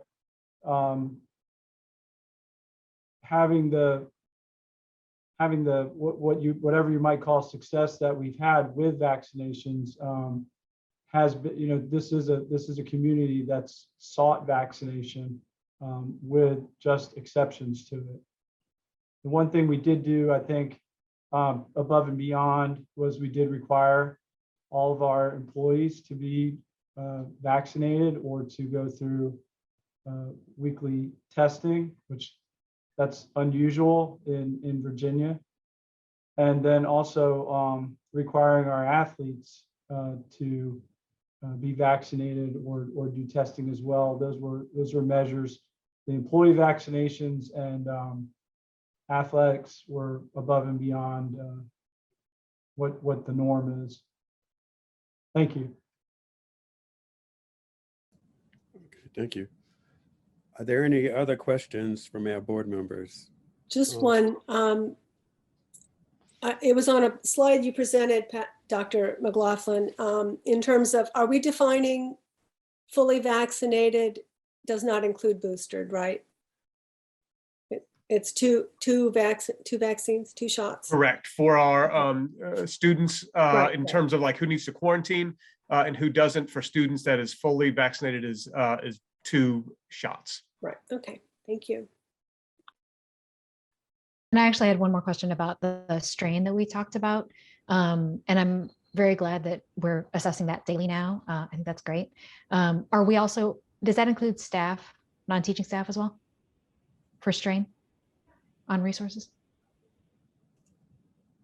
Yes, I believe I'll double check with Ms. Schmidt, but I believe we are collecting both of those figures, instructional and non-instructional staff. Is that correct, Ms. Schmidt? That is correct. We are assessing teachers that are in the classroom, additional staff, and then I'm in contact with all our operational departments as well. It's a daily monitoring of the core staff members. Okay, thank you. And another one for Ryan. I know that this has come and obviously the answer evolves and changes, but when do you expect to see a peak in our area? What we've heard from the UVA's Biocomplexity Institute is somewhere at the end of January, between the 23rd and the end of the month. And then we would begin to start to see things falling. A lot of this is just based on their analysis, but we're also beginning to see potentially the peak coming down in areas where we're hit before us. So the Northeast, New York City and Washington, D.C. have seen significant drops in cases. So we're lagging a little bit behind them. I would anticipate that we're going to see high case numbers certainly through January and well into February, where we would likely then see numbers starting to fall somewhere in the first, second, or third week of February. And sort of related to that, how are we doing with hospital capacity?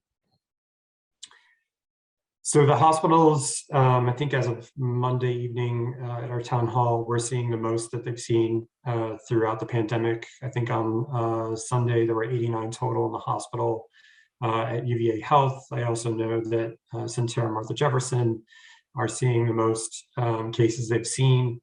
I'm not sure what that means in terms of ICU beds being occupied for individuals with COVID. But one thing they're also seeing, and it's sort of hard to separate the two right now, which is people who are in the hospital due to COVID and the health outcomes that they're experiencing versus those that are in the hospital for something else and also have COVID. And so it's a little bit of a difference there, but hospital capacity they're managing, but that means there's not much wiggle room for other things.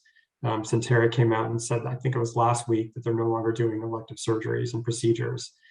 So that's an indication of sort of the burden that's on the hospitals. And there's always a lag when it comes to hospitalizations and COVID.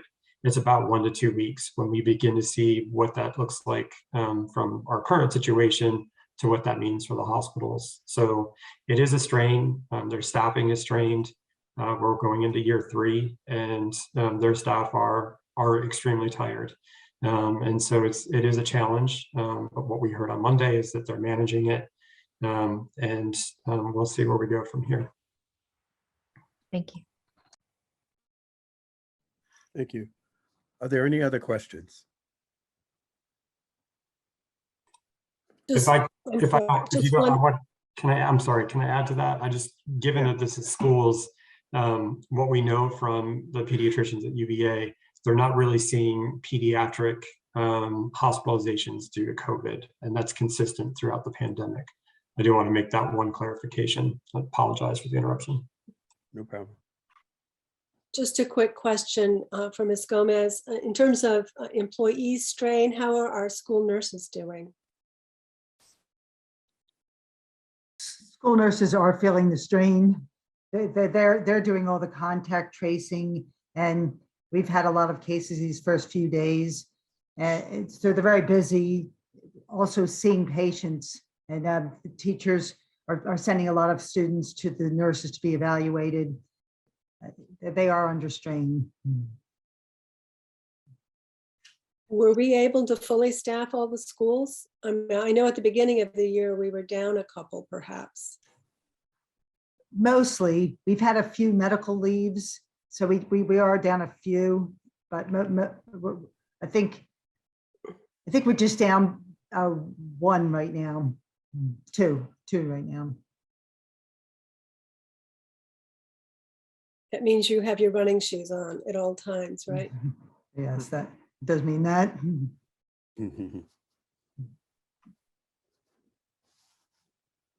All right, if there are no other questions or comments, thank you, Dr. McLaughlin and Mr. McKay and Ms. Gomez for your presentation tonight. Thanks very much. Thank you. It is Thank now you. 8:11. We will take a break until 8:21, and then we'll reconvene.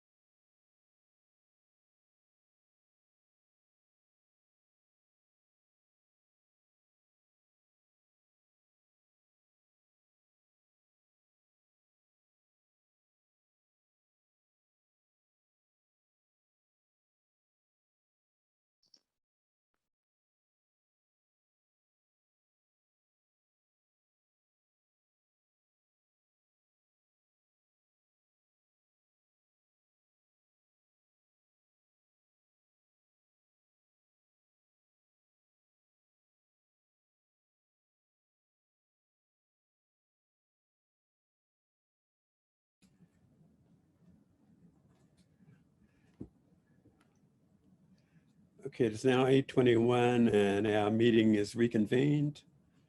Our next item is a talent development update. And Ms. Collins is going to introduce this segment of the meeting. Ms. Collins.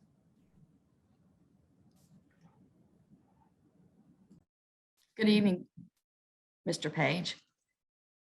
I'm Debbie Collins, Deputy Superintendent. I have with me for tonight's presentation, Ms. Kim Gibson, Lead Coach with responsibilities for the oversight of talent development, and Dr. Melanie Lichtenstein, Talent Development Specialist.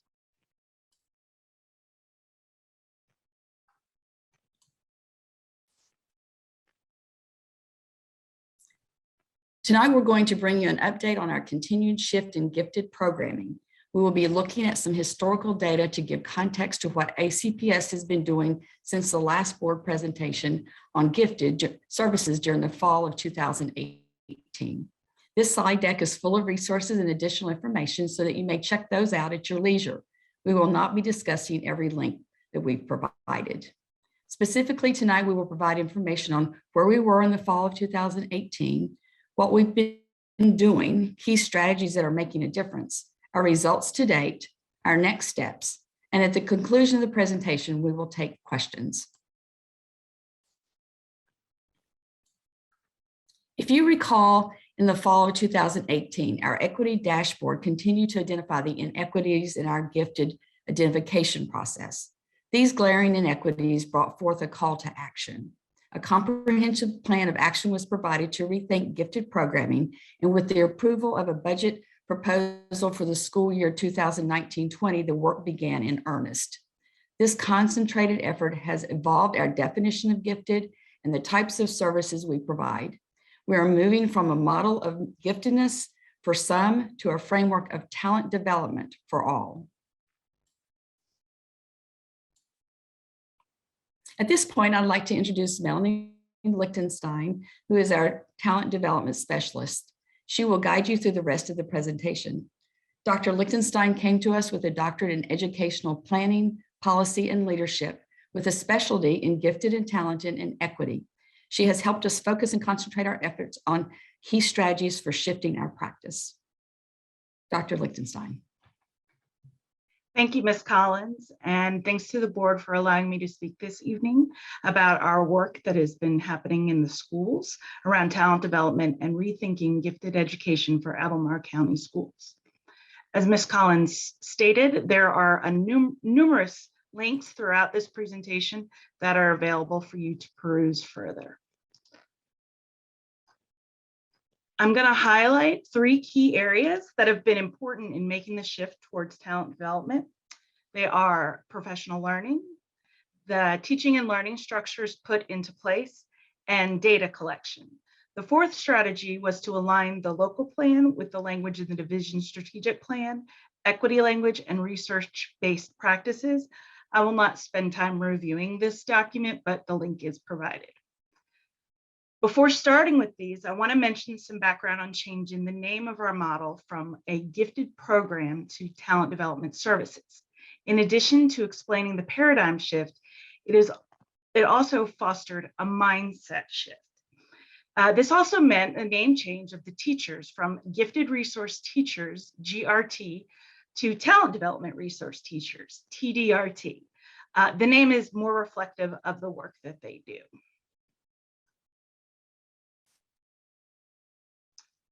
So starting in the fall of 2019, we conducted monthly professional development with principals, assistant principals, and other division leadership around the shift from a gifted identification model to a talent development framework. This helped inform school leaders around the inclusive focus and understanding of the shift of the role of TDRT, and to ensure that school structures allowed opportunities and services to be available to all students. Professional development work with the TDRTs focused on instructional strategies of differentiation in the classroom. This allowed for TDRTs to develop partnerships with teachers and help the understanding that talent development is not limited to a single teacher, but a school-wide and division-wide practice. The goal is to continue building collective efficacy of all teachers around student strengths and talents. Professional learning would not have been possible without directly working towards addressing the understanding of strengths and potential in students. Throughout intentional professional learning, the school administrators, teachers, and TDRTs have been introduced to the use of observation scales called TOPS, Teacher Observation of Potential in Students. This tool has allowed for deliberate work with educators to practice seeing talent in all students and understanding that gifts look different for everyone, and how to spot talent and potential in students. This practice aligns with the division-wide approach to culturally responsive education. I'm going to go through these series of slides fairly quickly because I want to get to the good part. As we began collecting data, we had a cumbersome system of tracking using Google Sheets. We were able to see when and what learning experiences we had with the students. And what we found was that although we were able to understand the time and what they were doing, we needed to have a more direct connection with who specifically was getting talent development experiences and who we needed to adjust. So we worked with Mark Leach and Sarah Dusenberry of the technology department, and we moved from spreadsheets that were like this, that gave us this sort of data where we had lists and then some slide. We were able to see time and what specific services were happening. And then we shifted to our newest approach, which is integrating documenting services with the division-wide student information system, PowerSchool. And this is brand new, and it allows us to link services directly with students and teachers. So the direct face-to-face with teachers is collaborative, as well as working directly with students. In this slide, you'll see 4 images. On the top left, it's the entry screen where TDRTs enter the different talent development experiences. And once that's recorded, the system allows us to, if we wanted to, go to a specific student and see what talent development experiences they had. We can see how the services are distributed across grade levels. And because of the use of PowerSchool, we can get a more accurate data around the demographics of the students that are engaged. This allows us to have useful data to audit the services so that we can shift our services to ensure access for all and build capacity for all teachers. This is still in the development stage, and the TRTs are working through the system to ensure it's the best use of the tool. I'm very proud of the work that we've been doing in this regard because it positions ACPS as a leader in the state and potentially nationwide around how we're collecting data regarding talent development instead of the previous model where it really only showed us who got a gifted label and then on the flip side, who did not get a gifted label.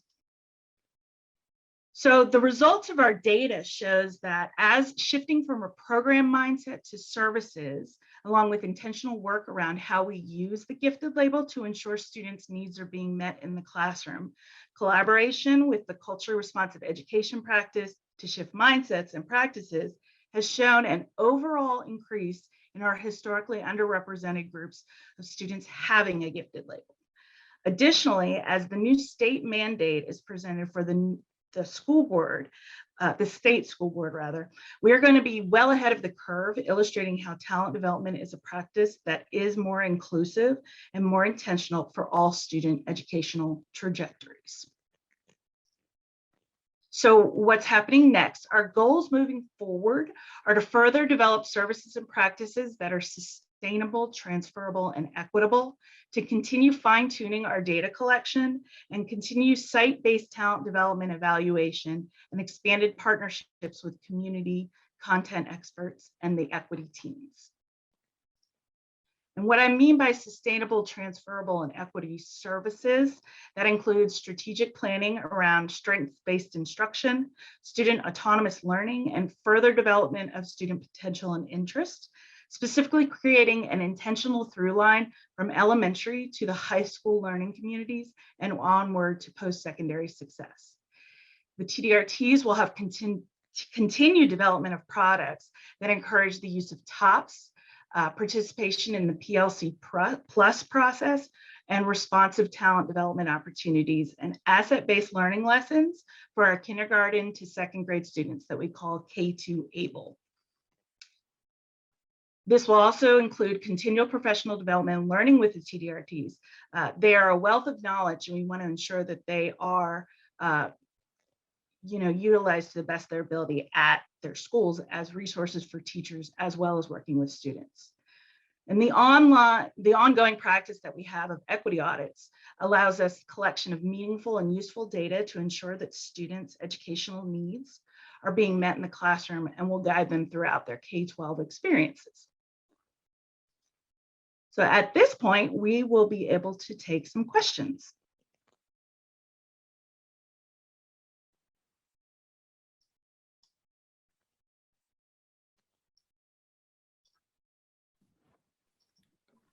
Are there any questions for Dr. Lichtenstein?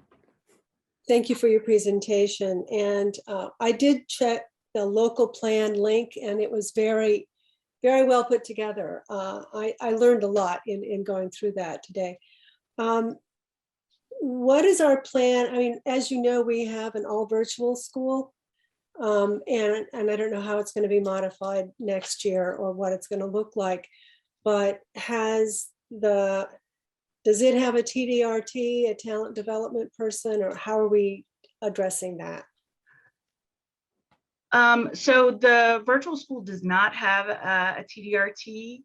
However, because the state adjusted their mandates around gifted services in the online learning environment. Currently, if a family wants talent development services specifically around those kind of extended opportunities, it would be through their home schools, their base schools. But we have discussed how do we support the online learning school teachers in the use of differentiated instruction. Currently, we don't have specific ways of going about doing that, but it's not beyond what we currently do.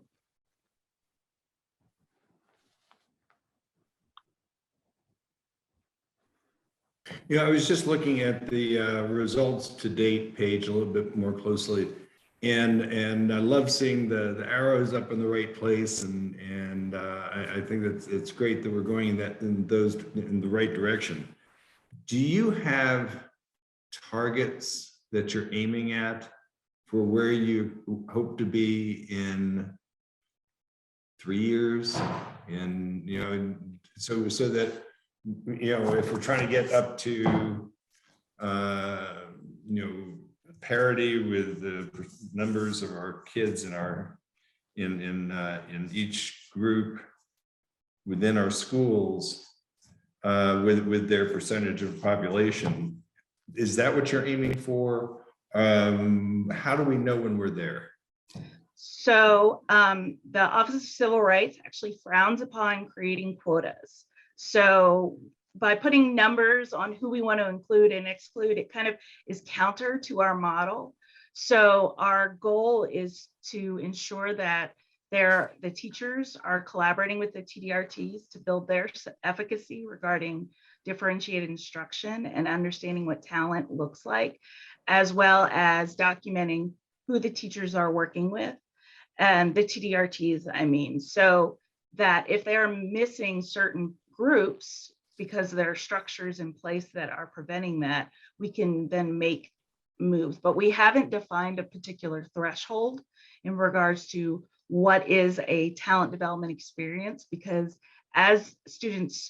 when we look at the data from elementary, middle, and high school, it changes very significantly. So in elementary, you see a lot of whole class work where the TDRT is collaborating and pushing in. There are some opportunities for small groups. Currently, because of the mitigation strategies, small grouping has been kind of held off a little bit because we don't want to have cross-contamination of students in classes. In middle school, when they get there, the students are able to really kind of start thinking about what they're interested in. And so the work becomes more about small groups, more about class selection, not as much pushing in and doing whole class instruction unless it's for a collaborative process. And when they get to high school, you see a lot more one-on-one work with the TDRT because of students who are interested in post-secondary applications, governor school opportunities. And sometimes students will not work with the TDRT because their interests lie in other areas, because in high school you have more specialized experts. So you can have students who may not interact with the TDRT, but they work extensively with their physics teacher or with the drama teacher. So the model has it fluxes as the students' learning needs go with them. So right now, defining a threshold, like we don't want to say every kid will know that they've had this much, but we want to make sure that the experiences are accessible.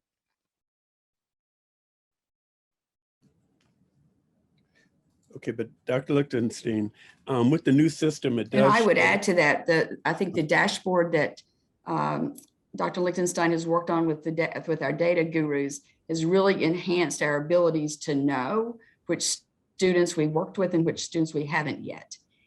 And I think that before this kind of data collection, we were a little bit not sure about which students had had certain kinds of experiences and which students had not.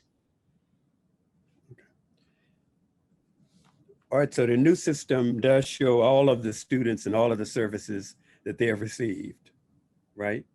Correct. Okay, thanks. Yeah, if you look on that slide, I'll see if I can share my screen again. The student example that is actually a screenshot from a specific student. I anonymized it, so you didn't have any, but you can see this child has had, hold on one moment. Has had, and I know it's very tiny, but has had 3 whole class experiences. And it's potential for another child to have like a whole class, a one-on-one, a small group. And because it's so new, we're slowly in the process, but but the goal is that they will be able to document this from their start in Albemarle County to their finish. Very good news.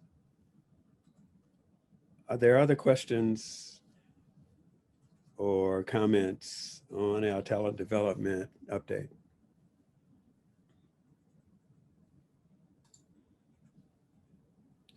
Okay, if not, thank you very much, Doctor and Ms. Collins. Thank you so I'd much. just like to thank the TDRTs and Dr. Lichtenstein and Ms. Gibson for all their work in this area for us. Right, thank you. Thank you all for having us. Our next item is the school size work session update, or follow-up rather. And Ms. Schmidt is going to lead this segment of our meeting. Good evening, Rosalind Schmidt, Chief Operating Officer. I think this may be a quick item. We just, back in September, if you recall, the board had a work session to discuss school size policies and receive data that may guide the developments of such a policy.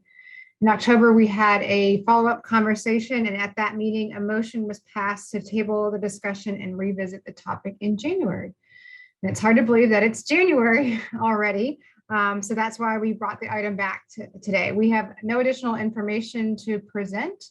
We are just looking again for direction on how the board would like to proceed on such a policy or receive any requests for additional information. Thanks. Okay. We've heard Ms. Schmidt's request. Are there any comments, any questions, any suggestions to give to her for guidance in this aspect of our work? I've reflected on this a little bit, and my position simply hasn't changed. I just don't think a policy is appropriate. I agree. I agree.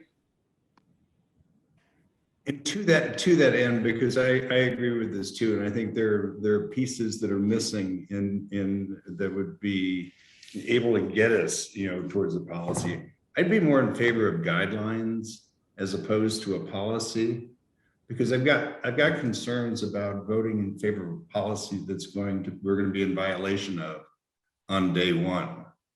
But if we had guidelines to work towards, that would be, more of a positive to me. But the other part of this that's missing is we still don't, and Dr. Acuff and I,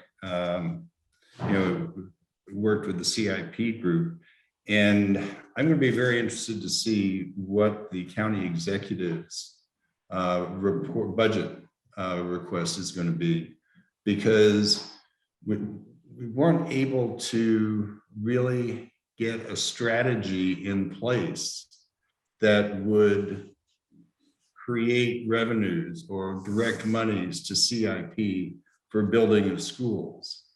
And until we've really got a channel and a system in place, and there are so many different ways that could be done, but I just wouldn't be comfortable with doing a policy in this area. Guidelines, maybe. Would it be fair to say that by unanimous consent, we are agreeing that we don't need a policy right now on school size? Yes. Yes. Okay. We all in agreement on that. Okay, Ms. Yes. Schmidt, so does that give you the guidance that you need for this point in time? It does. Thank you. Okay. Thank you. Or do we have other business either by board members or by our superintendent? Starting with our superintendent, any other business?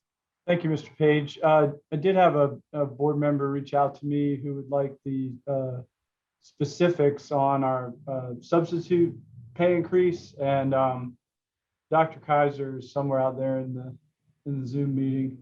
Thank you, Dr. Kaiser. Thank you. It's good to be back. What we are doing is the salary for the daily subs is going to be $140 a day. And then we will adjust all the other rates up based on that. Those numbers have not been set yet.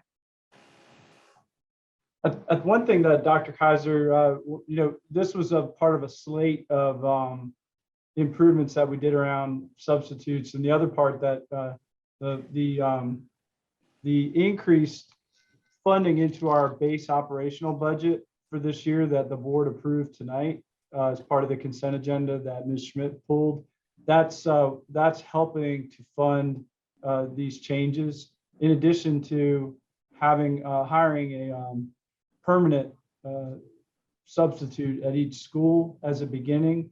And then we're going to establish staffing standards so that larger schools would have more what we would call permanent substitutes at the school to help cover when teachers need to be out.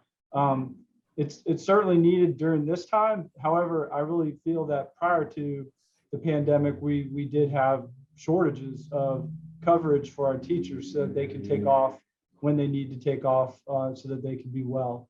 So that's just one of the pieces that the board approved tonight. If you go back and look at the line items for that approval, you put a lot in place, a lot of things for our employees around compensation and other benefits that are going to help them through the spring. So thank you. Thank you, Dr. Haas and Dr. Kaiser. I think Ms. Lee, did you have another question that you were going to ask? I did have another question, and I'm not sure what form this takes because I know that it's an operational thing, but I just, the rule, I guess, or of letting vaccinated close contacts in, I guess without testing. I'm not clear about that, but I wonder with Omicron and with so many breakthrough lagging cases, I wonder if that's going to be the path that helps us keep our schools open. Yeah, I appreciate you bringing that up. And so what we'll do is I've written down, I think I understand the question around